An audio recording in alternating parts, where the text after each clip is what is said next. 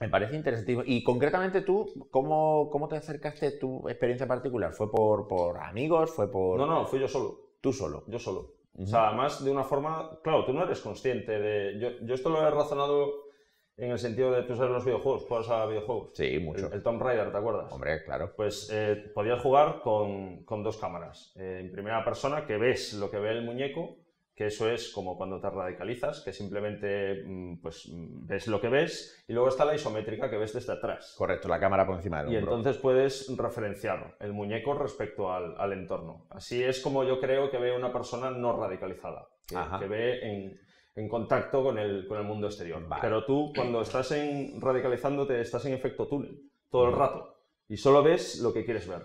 ¿Sabes? Que ves ahí al fondo algo y vas directo para allá. El fenómeno que en el libro denominamos sesgo de confirmación, esta tendencia a preferir la información que confirma lo que tú piensas, y cuando te presentan pruebas de no, tío, que mataron a un montón de gente, que el holocausto sí sucedió, que hubo un montón de gente muerta, tú tienes esa capacidad para poder descartarlo, ya sea atribuyéndolo a la conspiración. ¿Qué argumento? Esto me acaba de surgir. ¿Qué argumento usabas tú cuando te presentaban información contraria a la ideología que te estaba absorbiendo? ¿Cómo lo resolvías? ¿Cómo resolvías esa disonancia? Es muy fácil, o sea, es muy fácil. Vale. En 1945 los poderes fácticos judíos ganaron la Segunda Guerra Mundial, ¿no? Impusieron ya tal. El último europeo libre que los identificó y se opuso a ellos fue Hitler. Hitler fue un héroe, ¿vale? de la humanidad.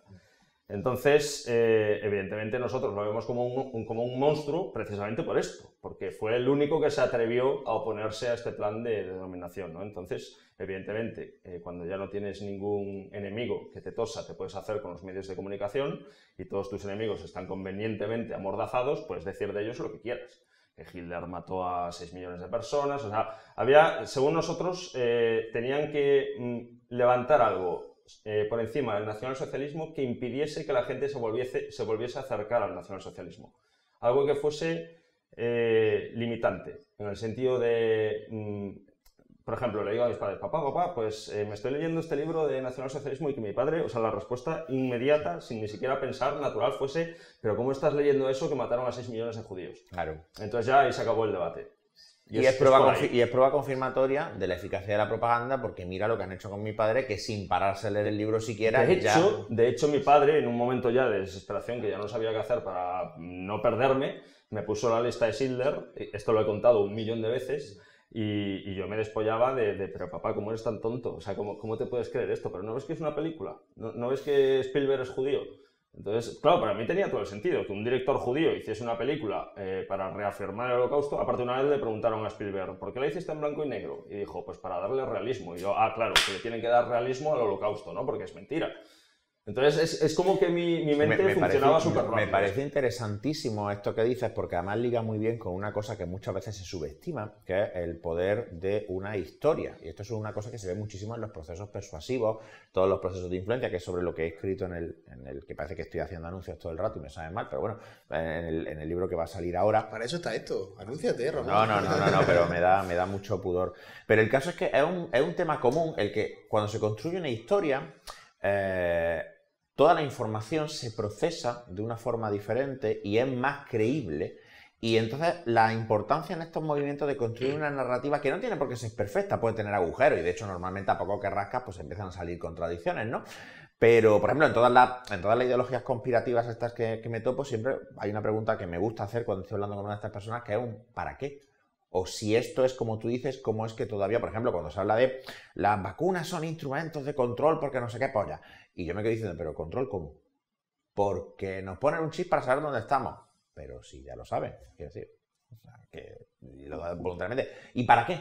Y cuando empiezas con los para qué, al final nunca termina de salir claro. Pero claro, han asumido una historia, nos gusta la historia, y nunca se presentan los datos por sí solos, se presentan siempre con una narrativa, y supongo que en el caso del nazismo hay también una historia de cómo en el pasado remoto los judíos construyen ese imperio y esa forma, toda la movida de los protocolos de Sion y todo esto. Eso es... El coñazo que te va dando con eso. Sí, eso es brutal, sí, ese libro aparte fue clave también. O sea que podríamos decir que en tu formación dentro de esta ideología, había un montón de historias que eran un poco similares a los que pasan en una religión, ¿no? Que hay una serie de historias, pues como la historia de Moisés, la historia de Sansón, la historia... Es idéntico, sí. Idéntico, ¿no? Sí.